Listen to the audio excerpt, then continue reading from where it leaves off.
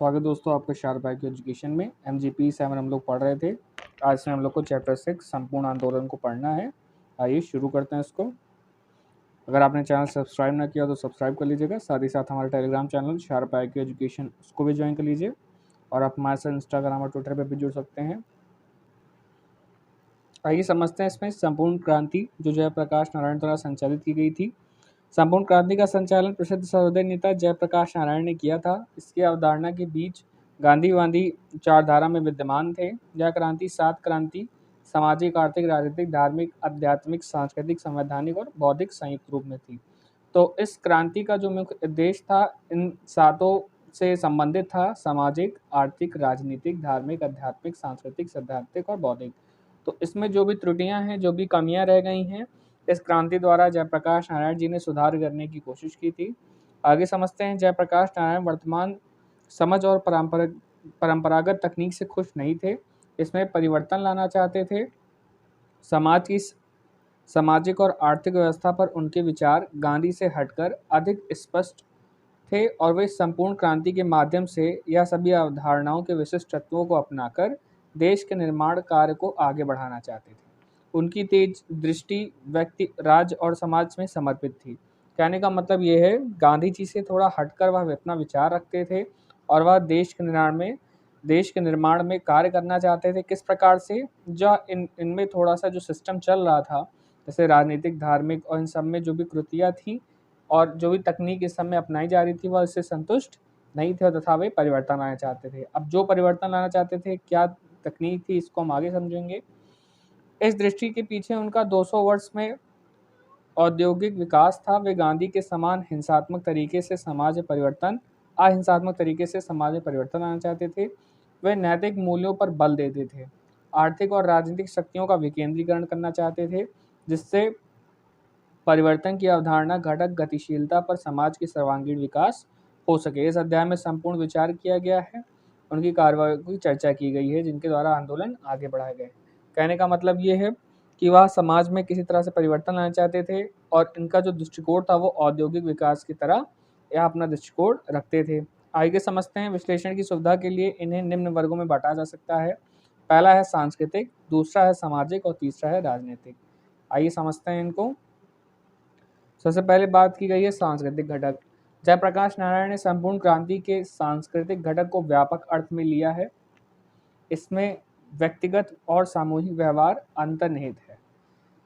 सांस्कृतिक क्रांति के लिए व्यक्तिगत और सामूहिक स्तर पर नैतिक मूल्य का परिवर्तन जरूरी है। यानी कि जो नैतिक मूल्य हैं, जो मोरल वैल्यूज हैं, इनको एक व्यक्तिगत तौर पर और सामूहिक स्तर पर इसमें परिवर्तन लाना एक जरूरी है। जो भी पुरानी दशा चलती आ रही है उसमें बदलाव की जरूरत है, ऐसा मानना था जयप्रकाश नारायण जी का। इन नैतिक मूल्यों में परिणाम और साधन अवश्य होना चाहिए। व्यक्ति को अपराध और अनैतिक कार्यों से दूर रहना चाहिए। जेपी ने 1951 में यह अवसर पर कहा था, एक अवसर पर, गांधीवाद का पहलू जिसमें एक समाजवाद की रुचि होना चाहिए वह है नैतिक नीतिपरक आधार मूल्य। यानी एक नैतिक रूप से और एक नीतिपूर्वक आधार होना चाहिए जिसके आधार पर मनुष्यों को अपने अंदर ऐसी प्रकार की जो व्यवहार है उसको अपने अंदर लाना चाहिए जिससे वह हिंसा और गलत कार्य से दूर रह सकें। अगला है शिक्षा की भूमिका।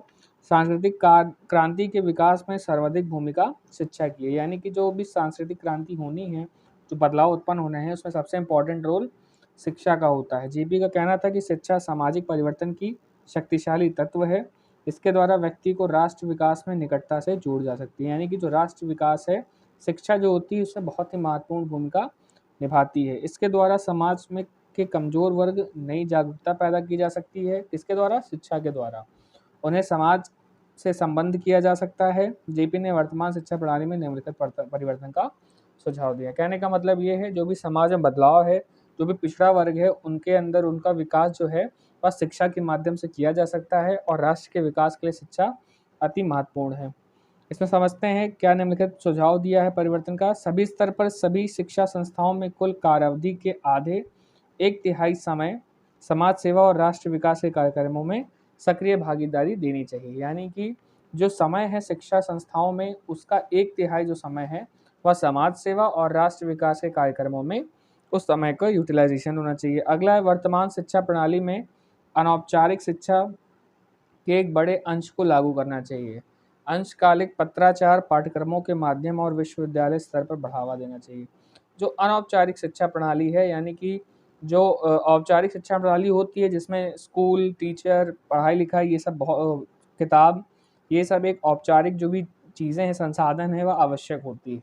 वहीं अनौपचारिक शिक्षा जो होती है, जब बिना किसी स्कूल, बिना किसी शिक्षा के जो पढ़ाई होती है, जिसको स्वयं छात्र जो स्वयं सीख लेता है, उसको हम अनौपचारिक शिक्षा कहते हैं। तो इसको एक बड़े अंश को लागू करने के वे पक्ष में थे। अगला है अंशकालिक पत्राचार और पाठ्यक्रमों के माध्यम से विश्वविद्यालय स्तर पर बढ़ावा देना चाहिए। यानी कि जो पत्राचार पाठ्यक्रम है और जो अंशकालिक है, इन दोनों चीज़ को जो है अंशकालिक और पत्राचार पाठ्यक्रम, इन दोनों को माध्यमिक और विश्वविद्यालय स्तर पर बढ़ावा देने के पक्ष में थे। अगला है शिक्षा के बजट का उच्चतर और जनसामान्य वर्ग में उचित बंटवारा करना चाहिए, जिससे समान लोग इस लाभ से वंचित ना रह सके। शैक्षिक नीतियों में सामाजिक न्याय को ध्यान में रखना चाहिए। यानी कि जो शिक्षा के जो बजट है, उच्चतर और जनसामान्य वर्ग में इसका उचित बंटवारा होना चाहिए। यानी कि जो शिक्षा में भागीदारी सभी वर्गों की होनी चाहिए, जिससे समान लोग भी इससे वंचित ना रह सके, यानी उन तक भी शिक्षा पहुँचे। और शैक्षिक नीतियों में सामाजिक न्याय का ध्यान रखना चाहिए। यानी किसी भी सामाजिक किसी भी सामाजिक अंतर से के कारण किसी भी लोग को शिक्षा में पीछे ना रहना चाहिए या किसी तरह से उनसे वंचित ना रहना चाहिए शिक्षा, ऐसी व्यवस्था लागू करना चाहिए। यानी जिस प्रकार से समाज में बंटवारा है, इसका कोई प्रभाव शिक्षा पर नहीं पड़ना चाहिए। अगला है सामाजिक आर्थिक घटक। जेपी के अनुसार मार्क्सवादी विचार में सामाजिक आर्थिक घटक समेत हैं। यानी कि जो इनमें जो विचारधारा थी वह मार्क्सवाद से प्रेरित थे। मार्क्सवाद में सामाजिक आर्थिक घटक से समाहित थे, परंतु यह भारतीय संदर्भ में नहीं है। यहाँ दोनों का अपना अलग अस्तित्व है। सामाजिक क्रांति भारतीय समाज जाति विभेद, धर्मानुष्ठान, उत्तराधिकार, अशुद्धिकरण की भावना, विवाह मानदंड, प्रथाओं से आवृत समाज, जाति विभेद, दीर्घकालिक जो तो पड़ा हुआ था। यानी कि जो समाज में जो भारतीय समाज था, उसमें जो पहले से चलते आ रही थी जो जाति विभेद थी, धार्मिक अनुष्ठान थे और जो वैवाहिक मानदंड थे जैसे कि दहेज प्रथा, ये सब होना, ये ज्यों का त्यों पड़े हुए थे, इसमें कोई बदलाव नहीं हुए थे और कहीं न कहीं समाज इससे पीड़ित था। जेपी की इस बात जानते थे कि जाति और आर्थिक वर्गों के मध्य विभाजक सीमा है, परंतु वे जाति विभेद की भावना से परिचित थे। उनके अनुसार संपूर्ण क्रांति के लिए रूढ़िवादिताओं को समाप्त करने की जरूरत है। यानी कि सामाजिक क्रांति में एक रूढ़िवादिता जो पद्धति थी, इसको समाप्त करने की आवश्यकता थी। यानी जो पुरुष प्रधान समाज है और जो महिलाओं पर उतना ध्यान नहीं दिया जाता है, यह संपूर्ण क्रांति के द्वारा इसको समाप्त करने के पक्ष में थे। संपूर्ण क्रांति में जाति पर आधारित मानदंड प्रथाओं को मिटाकर उनके स्थान पर नए मानदंड और प्रथाओं को स्थापित करना चाहिए। संपूर्ण क्रांति के दायरे में जाति, खान-पान, दहेज उन्मूलन, पुराने विवाह नियम और विनियमों में लाना चाहिए। यानी कि इनके जो नियम है इसमें थोड़ा बदलाव लाना चाहिए, जिससे जो समाज के लोग हैं इसको पीड़ित ना होकर इसके सुलभ इसको कार्य कर सकें।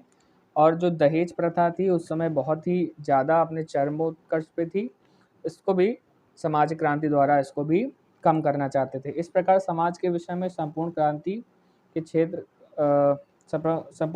का क्षेत्र स्वतंत्र होगा। तो इस प्रकार से वह सामाजिक और आर्थिक घटक सम्मिलित था, जिस तरह समाज में वह परिवर्तन लाना चाहते थे। जो भी धार्मिक अनुष्ठान, जो भी पहले धार्मिक कृतियाँ थीं, उसके अंदर परिवर्तन लाना चाहते थे। इसी के अंतर्गत अगला आता है आर्थिक क्रांति। ये पहला था सामाजिक क्रांति, अगला है आर्थिक क्रांति। संपूर्ण क्रांति में आर्थिक क्रांति भी होनी चाहिए। आर्थिक मामले में जेपी ने गांधी के विचार को आगे बढ़ाया है। जेपी ने अपना कारावास की डायरी में लिखा था कि आर्थिक संबंध में स्वामित्व और प्रबंधन की परंपरा में आमूलचूल परिवर्तन के साथ परिवर्तित प्रौद्योगिकी, औद्योगिकरण, कृषि क्रांतियां शामिल हैं। यानी कि इसके अंतर्गत आर्थिक क्रांति के अंतर्गत क्या आएंगे? परिवर्तित प्रौद्योगिकी, जो भी टेक्नोलॉजी चेंज हो रही है, औद्योगिकरण यानी इंडस्ट्रियलाइजेशन, और कृषि क्रांतियां, जो भी कृषि में बदलाव आ रहे हैं, वह इसमें सम्मिलित हैं। जेपी के मन में औद्योगिक प्रौद्योगिकी के विकास के मॉडल के कई तत्व हैं। जिससे पहला है स्वनियोजित व्यक्ति परिवार के समूह, पंजीकृत सहकारी समितियां, ग्राम सभाएं, खंड समितियां, जिला परिषद, राज्य की विविधतापूर्ण स्वामित्व, या पहला में है। और दूसरा है पूंजी प्रधान प्रौद्योगिकी के स्थान पर कृषि के संबंध में श्रम प्रधान, जहां प्रौद्योगिकी जरूरी हो, छोटे छोटे तकनीक के स्वामित्व पे रखा जाना चाहिए। इस प्रकार छोटी इकाइयों को या महत्व देना चाहते हैं। कुल मिला के आर्थिक विकास के अंतर्गत जो जेपीजी हैं वह औद्योगिकरण को प्राथमिकता देकर और आमूल-चूल परिवर्तन करके जो भी बुनियादी आवश्यकताएँ हैं कृषि को लेकर, या राज्य के अंदर जो भी बँटवारा है अलग-अलग संस्थानों का, उसको लेकर वह जो आर्थिक नियोजन, आर्थिक बँटवारा है इसको सुदृढ़ करना चाहते थे और आर्थिक विकास के या पक्षधर में थे। अगला है कृषि क्रांति। जेपी की कृषि क्षेत्र में निश्चित और स्पष्ट सोच थी। अधिकतर राज्यों में चकबंदी कानून पारित होने के बावजूद कृषि की दशा अच्छी नहीं थी। चकबंदी कानून वो होता है कि छोटे-छोटे जो टुकड़े वाले भूमि हैं, उनको मिलाकर एक संपूर्ण भूमि देना, जिससे जो क्षेत्र में कृषि है उसका विकास हो सके, या चकबंदी कानून होता है। चूँकि क्या होता है कि छोटे-छोटे क्षेत्र में लागत उतनी ही पड़ती है, लेकिन लाभ उतना नहीं हो पाता है। इसके बजाय अगर छोटे-छोटे क्षेत्रों को मिलाकर एक बड़ा क्षेत्र बना दिया जाता है, तो इससे लाभ जो होता है वह ज़्यादा होता है। तो यह था चकबंदी कानून। इसके पारित होने के बावजूद भी जो कृषि की दशा है वह अच्छी नहीं थी। स्वामित्व की संरचना अधिकांश राज्यों से पहले जैसी ही थी, यानी कि जो टैक्स आ रहे थे, जो कर आ रहा था, स्वामित्व आ रहे थे, इसकी संरचना अधिकांश राज्यों में पहले जैसी थी चकबंदी कानून के बावजूद। जयप्रकाश नारायण ने खेतिहर की भूमि के लिए आंदोलन किया। वे उन लोगों को खेती का स्वामित्व देना चाहते थे जो वास्तविक में खेती करते हैं। तो ये भी कहीं न कहीं जो भूदान आंदोलन था उसका जो एक उद्देश्य था उससे ये सेम उसका उद्देश्य ताल्लुक़ रखते थे कि जो स्वयं खेती करना चाहता है, जिसके अंदर इच्छा है, जो श्रम देना चाहता है, उसी को ही खेत का मालिकाना हक मिलना चाहिए। यह इसके पक्षधर में थे। उन्होंने भूमिहीन गरीबों के लिए उचित मजदूरी, चकबंदी, बटाई, खेती, वास भूमि आदि संबंध कानूनों को प्रभावी ढंग से लागू करवाना चाहते थे। तो इस प्रकार से वह कृषि क्रांति लाना चाहते थे। अगला है राजनीतिक घटक। जयप्रकाश नारायण ने राजनीतिक क्रांति के क्षेत्र में गांधी की नीति का अनुसरण किया। समझते हैं इसमें, वे भी आधार से सत्ता को मजबूत करना चाहते हैं, यानी कि जो बेसिक दशा है राजनीति की उससे वह स्ट्रॉन्ग करना चाहते हैं। जैसे जो ग्रामीण लोग हैं वह भी इसमें प्रत्यक्ष रूप से सम्मिलित हों। आगे समझते हैं, उनके अनुसार गाँव को भी सत्ता में भागीदारी होनी चाहिए। सबसे इम्पोर्टेंट लाइन यही है। वर्तमान शासन तंत्र के संबंध में उन्होंने कई मुद्दे उठाए। वर्तमान राजनीतिक प्रणाली में वह सुधार करना चाहते थे। वह दल रहित लोकतंत्र के नीचे से सत्ता का पुनर्गठन करना चाहते थे। उन्होंने संसदीय प्रणाली में सुधार की कल्पना की थी। वे भारतीय राजतंत्र के पुनर्निर्माण, लोकतंत्र के पश्चिमी मॉडल के समर्थक नहीं थे। कहने का मतलब ये है, वह भी चाहते थे कि जो गांव है वह प्रत्यक्ष रूप से सत्ता में भागीदारी हो। वहाँ पे जो ये गुटबाजी है और जो पश्चिमीकरण है उसका प्रभाव उसमें ना पड़े। वहीं का ही कोई एक जो शासनकर्ता हो, जो भी क्षेत्र है, जो भी गाँव ग्रामीण क्षेत्र है, उन्हीं पे ही उनका शासनकर्ता का चुनाव किया जाए, जैसे हम प्रधान कहते हैं। तो यह इसके पक्षधर थे। उनका कहना था कि यह लोकतंत्र लोगों को प्रबंधन में भागीदारी नहीं बनाता। अड़ुईवादी विचार के आधारित इनके इसके स्थान पर उन्होंने समाज की एकीकृत अवधारणा आधारित जैसे लोकतंत्र की अवधारणा प्रस्तुत की, जिसमें राजनीतिक दलों का कोई हस्तक्षेप ना होगा, लोगों को कार्य करने का पूर्ण अवसर होगा। वे राजनीतिक दल की बुराई के स्रोत मानते थे। इसका मुख्य दोष ही संसदीय लोकतंत्र था। संपूर्ण क्रांति के संदर्भ में जेपीसी 2 बातों पर ध्यान देते थे। कहने का मतलब ये है, वह जो गुटबाजी है और जो दल का कानून है, यानी जो दल निर्माण कर लेते हैं, वह इसके विपक्ष थे, इसके पक्षधर नहीं थे। और इसी वजह से यह लोकतंत्र की बुराई करते थे, क्योंकि जितना भी फोकस होता है वह दल लोग अपनी लुभावनी बातों में ले जाते थे और वह कार्य कुछ नहीं कर पाते थे। इस वजह से जो जेपीजी हैं वह इसके पक्षधर में नहीं थे। और इसके अंतर्गत वह 2 बातें बताई गई हैं, इसे समझते हैं। पहला है राजनीतिक शक्ति का पुनर्क्रमण के लिए प्रयास, और दूसरा है निर्वाचन को वर्तमान प्रणाली में सुधार। समझते हैं बारी-बारी से। पहला है राजनीतिक शक्ति का पुनर्क्रमण। जेपी इसके अंतर्गत ऐसे राजतंत्र की स्थापना करना चाहते थे जिसका नियंत्रण लोगों के हाथ में हो। ठीक है, ये भी मेन पॉइंट है, इसको ध्यान दीजिएगा। उन्होंने ग्राम खंड, जिला स्तर औपचारिक ढांचा बनाने का सिफारिश की। इस योजना में सभी शक्तियां इसके पास होंगी, अपने अपने क्षेत्र में कार्य करने के लिए आज़ाद होंगी, तथापि अन्य स्तर के संबंधित अनिश्चित यानी इंटरडिपेंडेंट होंगी। इस प्रकार उनका दृष्टिकोण विकेंद्रीकरण से था, यानी कि जो ग्राम स्तर है और जो जिला स्तर है इसमें अपना एक औपचारिक ढांचा होना इनके पक्षधर में थे। इनके पास अपनी शक्ति होगी और ये इंडिपेंडेंट होंगे, आज़ाद होंगे और इस प्रकार से यह कार्य करेंगे। इस प्रकार से जो शक्ति है इसका विकेंद्रीकरण होगा। उन्हें आशा थी कि इस प्रकार संवैधानिक सुधार से राज्य स्तर के नीचे के ढांचे आपस में समाहित हो जाएंगे, इसलिए उन्होंने पंचायती राज प्रणाली का समर्थन किया और इसी के समर्थन में गांधीवादी भी थे, गांधीवादी विचारधारा भी थी। इस प्रणाली से आमूलचूल परिवर्तन होगा, क्योंकि इसमें अधिकतम संख्या भागीदारी होगी और प्रशासन में व्यवहारिकता आएगी, यानी कि सभी लोग प्रॉपर कार्यरत होंगे और जो राज्य के नीचे का स्तर है वह अच्छे से क्रियान्वयन हो पाएगा। अगला है निर्वाचन की वर्तमान प्रणाली में सुधार। इसमें समझते हैं, जेपी ने वर्तमान निर्वाचन प्रणाली में सुधार पर जोरदार समर्थन किया। वस्तुतः यह मांग पहले से होती आ रही है। वे प्रथम व्यक्ति थे जो दल बदल प्रणाली से रोक लाना चाहते थे। दल बदल कानून, दल बदल प्रणाली आप जानते हैं कि एक नेता जो होता है अपना दल बदल कर दूसरे दल में चला जाता है, तो उसके ये रोक लगाना चाहते थे। उनका कहना था कि इसके विरुद्ध कानून बनाना चाहिए। उन्होंने चुनाव में धन भ्रष्टता की भूमिका को मुद्दा उठाया। इसके साथ साथ निर्वाचन में सुधार के लिए अन्य मुद्दे भी उठाए, जैसे चुनाव में प्रशासनिक मशीनरियों का दुरुपयोग, स्वतंत्रता और निष्पक्ष चुनाव के तरीके में उपाय अपनाना, राजनीतिक दलों द्वारा आचरण संहिता का पालन करना। इसके बारे में जेपी जी ने पर्याप्त दिशा निर्देश दिए। निर्वाचकों को विधायकों को वापस बुलाने का अधिकार देना चाहिए यदि वे कर्तव्य का पालन उचित ढंग से नहीं करते हैं। तो इन सभी पॉइंट पर उन्होंने विशेष ध्यान देने की बात की। इस प्रकार से वह जो निर्वाचन पद्धति है इसमें बदलाव लाने की बात कही। उन्होंने जो प्रशासनिक मशीनरियों का दुरुपयोग है चुनाव के दौरान उसका बारे में बताया, जिक्र किया कि ऐसा नहीं होना चाहिए। अगला है एक निष्पक्ष चुनाव और के तरीके अपनाने की पक्षधर में थे और क्या कहते हैं जो पर्याप्त दिशा निर्देश थे कि किस प्रकार से जो आचरण संहिता है वो राजनीतिक दलों को फॉलो करना चाहिए, इसके पक्षधर में थे। अगला है कि जो निर्वाचक विधायक हैं उनको वापस बुलाने का अधिकार होना चाहिए अगर वह सही कार्य नहीं कर रहे हैं अपने क्षेत्र में। इस प्रकार से वह इन सभी आमूलचूल परिवर्तन को लाकर समाज में परिवर्तन करना चाहते थे और यह सभी जो फैक्टर है यह आता है संपूर्ण क्रांति में। आगे समझते हैं। अगला इसमें क्वेश्चन पूछा गया है, क्या जयप्रकाश नारायण की संपूर्ण क्रांति की अव्यावहारिक आदर्श था? इसका विश्लेषण कीजिए। अब इसको समझते हैं।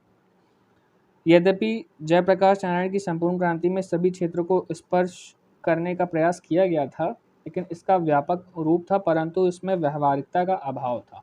इसमें निम्नलिखित स्पष्ट किया गया है, समझते हैं। संपूर्ण क्रांति 7 क्रांतियों का संयोजन है। इस क्षेत्र में अत्यधिक विस्तृत है, यानी कि आप देखिए कि जो 7 भाग थे अलग अलग, उस तक यह विस्तृत है और ये बहुत ही व्यापक रूप में है। एक व्यक्ति को सब के विषय में व्यवहारिक जानकारी रखना संभव है या असंभव है, यानी कि एक व्यक्ति इन सभी जो विषय है आर्थिक, राजनीतिक, सामाजिक और इन सभी जो ऐसे 7 दशाएं थी इनका जानकारी रखना बहुत ही असंभव वाली बात है। सभी क्षेत्रों को छूने से किसी भी क्षेत्र की व्यवहारिकता नहीं दिखाई दी और ये सभी क्रांतियां आदर्श मात्र थी, यानी कि ये खाली आइडियलिज्म पे बेस्ड थी और में जो एक व्यवहारिकता जो है यानी कि इनके जो चेंज है वह प्रॉपर रूप से नहीं दिखाई दिया। अगला है, घनश्याम शाह ने बताया कि क्रांति को समाज में स्पष्ट रूप देने का प्रयास नहीं किया गया। जेपी ने उस समाज की कोई रूपरेखा नहीं दी और न ही क्रांति की विभिन्न अवस्थाओं की चर्चा की, बल्कि उन्होंने प्रस्ताव में कृषि विकास, न्यायसंगत भूमि स्वामित्व, समुचित प्रौद्योगिकी, ग्रामीण लघु उद्योग, राजनीतिक आर्थिक विकेंद्रीकरण, जाति प्रथा की समाप्ति आदि की सूची लगा दी। यह स्पष्ट नहीं किया कि भूमि किस प्रकार विकसित होनी चाहिए, ना ही यह कि सामाजिक और आर्थिक पदानुक्रम कैसे समाप्त किया जाना चाहिए, यानी कि कैसे होगा इस पर ध्यान नहीं दिया गया, लेकिन क्या क्या होना चाहिए इस पर इन्होंने फोकस किया। अगला है, जेपी ने निम्नतम स्तरों पर लोगों की जन समितियों के निर्माण के सुझाव दिया। लोगों की इन समितियों की संकल्पना लोगों की शक्ति के अंग के रूप में भी की गई थी, परंतु इस प्रकार की समितियों को बनाने और बनवाने का भी प्रयास नहीं किया। जब ऐसा नहीं हुआ तो उन्हें जनशक्ति, राज्य शक्ति का संपूरक होने की संभावना कैसे की जा सकती है। यानी उन्होंने बता तो दिया कि इस प्रकार की नीचे बेसिक संगठनें गठित होनी चाहिए, लेकिन इन समितियों को बनवाने का प्रयास नहीं किया था। अगला है, जेपी की आलोचना इस आधार पर की जाती है कि उनके पास कोई विचारधारा नहीं थी, नई आर्थिक और राजनीतिक व्यवस्था के लिए कोई रूपरेखा नहीं थी, जिसकी उन्होंने बिहार आंदोलन से पूर्व प्राप्त का विस्तृत संकल्पना की थी। इस संदर्भ में आर के बारीक ने जेपी की को कहा हुआ व्यक्तित्व प्रस्तुत किया। उन्होंने 16 जून 1974 को रविवारीय स्टेटमेंट कलकत्ता दैनिक को लिखित रूप में दिया था। जेपी ने कहा था, मैं नहीं सोचता हूँ कि विचारधारा स्पष्टता की सहायता करता है। मैं सोचता हूँ सभी विचारधाराएं पुरानी हो चुकी हैं या विचारधारा नहीं है, बल्कि विज्ञान है जो सभी प्रश्नों के उत्तर दे सकती हैं। विज्ञान और अर्थशास्त्रियों का चिंतन करने दें। कहने का मतलब ये है कि एक कोई प्रॉपर विचारधारा पे इनका जो कार्य था वो बेस्ड नहीं था कि एक प्रॉपर इनकी विचारधारा हो, या विज्ञान को प्रबल मारते थे, और यही कहीं ना कहीं इनका एक आलोचना का कारण बना। तो आज के लेक्चर में इतना ही रखते हैं। अगले लेक्चर में हम लोग उसके चैप्टर 7 को डिस्कस करेंगे। अगर लेक्चर पसंद आता है तो कमेंट सेक्शन में ज़रूर बताएं, लाइक करें, शेयर करें। शुभ दिन, धन्यवाद।